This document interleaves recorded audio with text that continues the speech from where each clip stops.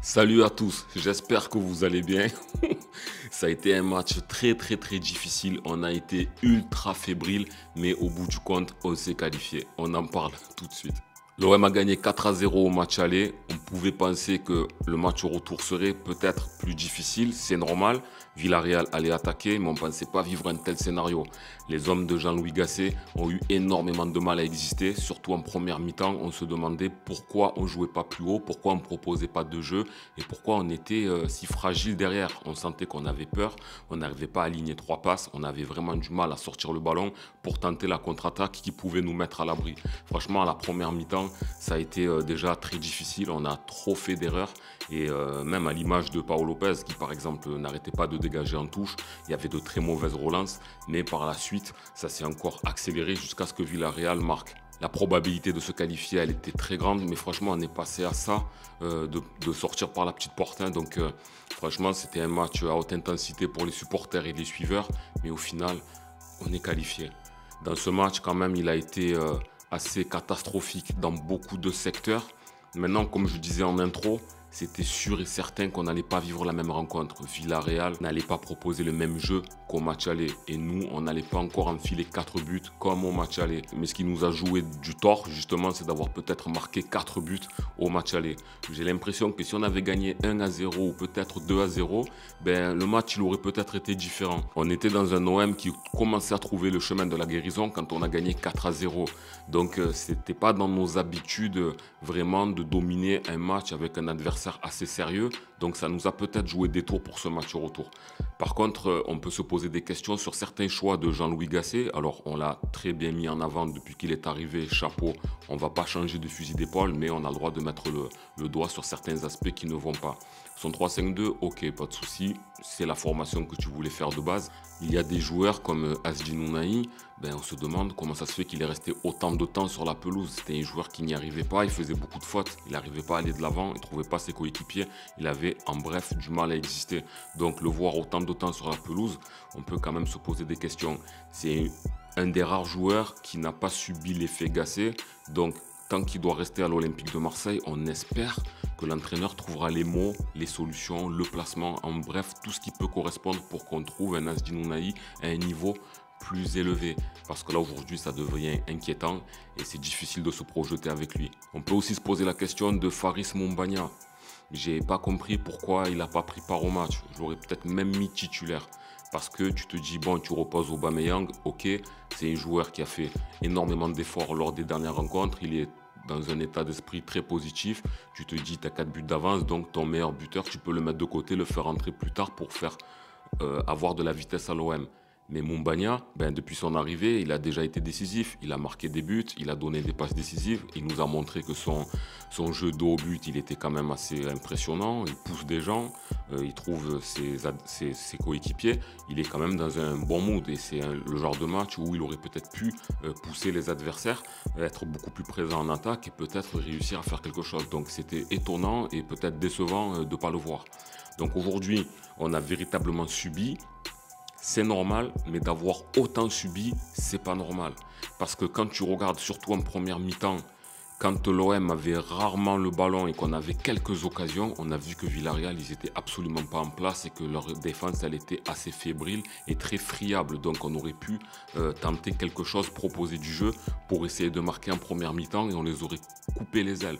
Parce que là, le fait de ne pas être productif en première mi-temps, sachant qu'on le pouvait, on ne devait pas se cacher derrière ce 4-0. On aurait dû tenter de leur montrer qu'on n'était pas des clowns et qu'on aurait dû faire quelque chose en première mi-temps. Ça aurait quand même freiné leurs ardeurs. Et on aurait eu vraiment, je pense, la possibilité et la place de marquer en première mi-temps. Mais on les a laissés jouer, on les a laissés prendre de la confiance et on a eu très chaud. Dans ce match, c'est pas facile de sortir quelqu'un du lot. Moi, je mettrais Mbemba qui a fait le taf. Quand la défense elle prenait l'eau, qu'on dégageait n'importe où, j'ai eu l'impression que c'était le seul qui mettait le pied sur le ballon et qui était assez propre. Et Maïté qui a fait quand même une bonne débauche d'énergie. Mais tous les autres, hein, que ce soit Balerdi, que ce soit Merlin, que ce soit Klos, ils avaient eu énormément de difficultés, surtout en première mi-temps, et donc ça a laissé présager le pire. Après, il y a eu Paolo Lopez. Sa première mi-temps, il a fait partie de ceux qui dégageaient un petit peu n'importe où, qui ne savaient pas trop quoi faire avec le ballon. Il a aussi fait une ou deux erreurs au pied qui auraient pu coûter cher.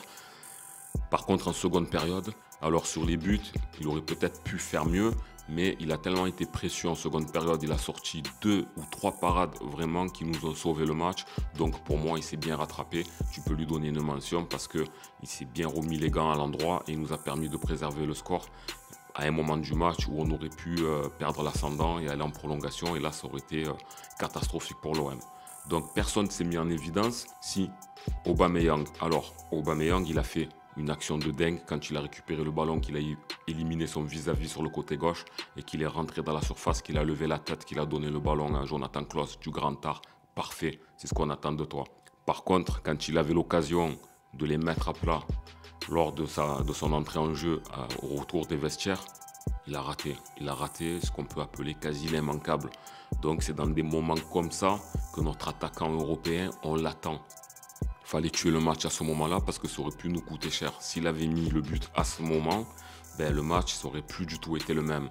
Bon, à la fin, il s'est rattrapé, il a fait une belle action et il nous a permis de souffler juste avant la fin parce que les quelques minutes qui restaient, on aurait très bien pu encaisser le 4e but de l'égalisation. Ce qu'on peut donc retenir de ce match, c'est qu'on a eu trop peur, on n'a pas réussi à développer notre jeu, on n'avait peut-être pas cette envie, il n'y avait peut-être pas les consignes pour ça, on a été trop approximatif, on a été trop fébrile, on les a laissés jouer, surtout que c'était un adversaire qui était à notre portée. Mais au final, on se qualifie et là, ça c'est l'Europe de Marseille. Si on n'était pas en Coupe d'Europe, si on était dans un autre truc, on ne se serait peut-être pas qualifié. Là, c'est l'ADN de Marseille en Coupe d'Europe qui nous a peut-être sauvés. Et ça, c'est une bonne chose. On va la retenir. On est quand même en quart de finale de Ligue Europa. C'était très loin de l'imaginer il y a encore 2 semaines en arrière. Déjà, le Shakhtar, on ne se voyait pas les passer. Là, aujourd'hui, on a éliminé le Shakhtar. On a éliminé Villarreal. On vient de loin. Même si le match il a été plus que médiocre, on passe le tour. Tirage au sort demain. Il y aura sûrement du lourd au menu entre Liverpool, Milan AC, etc. Il y aura de quoi se régaler, je pense, au Stade Vélodrome et pour ce prochain tour. Donc c'est quand même une belle satisfaction, même si dans la manière, on aurait aimé proposer du jeu. Le match, c'était certain que tu n'allais pas le gagner. Mais quand même, se prendre 3 buts, être mené 3-0 à ça d'une remontada, on aurait quand même pu l'éviter parce qu'on avait largement les moyens de le faire. La série de l'OM s'arrête, on était sur 5 victoires consécutives. On a perdu ce match. Bon, toute série est faite pour être arrêtée un jour. Mais dans ce drama, ce qui n'est pas catastrophique, c'est qu'on a perdu un match, on a arrêté cette série en se qualifiant. Donc, on va dire que la série qui s'arrête, elle est, je le mets vraiment entre guillemets, anecdotique, dans le sens où je préfère perdre contre Villarreal et me qualifier. Il en sort quand même du positif que gagner Villarreal 1-0 alors que tu avais gagné 4-0 au match aller, perdre contre Rennes le prochain match. Vous voyez, donc on perd un match qui est anecdotique sur le point de vue qualification parce qu'on avait fait vraiment le job au match aller. Dans tous les cas, l'OM ne pouvait pas gagner tous les matchs jusqu'à la fin de la saison, mais c'était à souligner. La suite pour l'OM, ça sera Rennes. Attention, on a fait énormément d'efforts, on a fait beaucoup de débauches d'énergie. Le match de Villarreal au match aller, le match de Nantes et celui-ci, il laisse des plumes. Je pense qu'on va arriver carbonisé et il va falloir tourner, trouver les bonnes personnes. Bon, nous on sait qu'en Europa League, on n'a pas Pape Gueye, on n'a pas Onana. Donc il y a quand même des joueurs frais comme Ulises Garcia qui pourront aussi prendre part. Mais il faudra quand même présenter la meilleure équipe possible parce que là, on va se déplacer chez Rennes. Et on sait que chez Rennes, on a de la difficulté. C'est une équipe qui est à peu près à notre niveau quand on regarde le classement, mais c'est une équipe dangereuse, surtout qu'on est à l'extérieur. Et on se rappelle que la dernière fois, on a perdu face à eux, c'était en Coupe de France. Bon, c'était notre compétition et c'était un autre scénario. Mais bon, il faudra espérer que ce match ne laisse pas de séquelles, qu'il ne fasse pas ressurgir les spectres de quand on est dominé, on a du mal à sortir la tête de l'eau, on a quand même perdu. Donc il faut vraiment retenir la qualif en se disant qu'est-ce qu'on a fait de mal pour qu'on puisse le corriger. Mais cette fois-ci, on a quand même un entraîneur qui saura leur parler, je pense, et on devrait normalement repartir de l'avant et tenter d'être conquérant pour cette fin de saison. Voilà, chapeau quand même pour la qualification, même si on est passé par un match excellent à l'aller et un match cataclysmique au retour. L'essentiel, c'est nous qui nous sommes qualifiés, c'est Jean-Louis Gasset qui va en quart de finale et c'est Marcelino qui la suivra à la télé. L'essentiel, il est là N'hésitez pas à me dire dans les commentaires ce que vous avez pensé de la rencontre, quels sont vos tops et vos flops. On va en discuter ensemble. N'hésitez pas à me dire aussi pour vous quel serait le bon tirage pour l'Olympique de Marseille. Même si à ce stade-là, je pense que ça va être difficile de sortir quelqu'un d'abordable sur le papier. Voilà les gars, je vous attends. C'était Karim Diouf. Je vous dis à la prochaine. Ciao.